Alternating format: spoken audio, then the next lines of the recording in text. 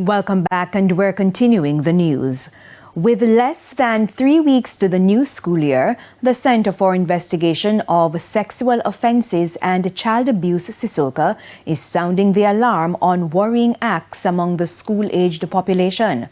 Concerns were highlighted at a back-to-school motivational clinic hosted by the police. More in this report.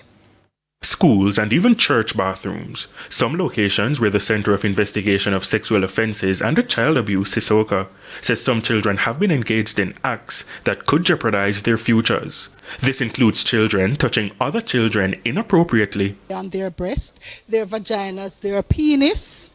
It is wrong. It's an offense. And if it is that you come to report this to us at CISOCA, you may find yourself being charged and placed before the court, or you may be placed on the diversion program. The Ministry of Justice developed the National Child Diversion Program to steer children offenders away from the criminal justice system. But here's another issue: teenagers and sexual intercourse. For example, a 15-year-old boy with a 14-year-old girlfriend. Young men, I want for you to learn to protect yourselves. Do not allow yourselves to become convicts at an early age, or to become child offenders.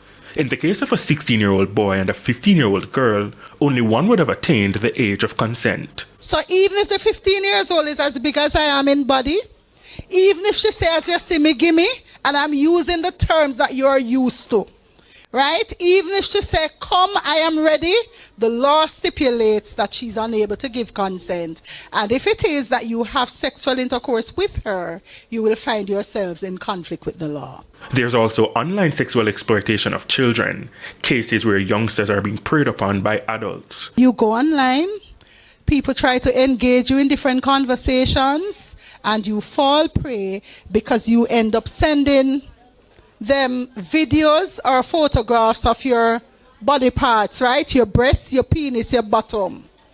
And then in some situation, you end up being blackmailed because the person will tell you, if you fail to meet me or to have sexual intercourse with me, I am going to upload the video online.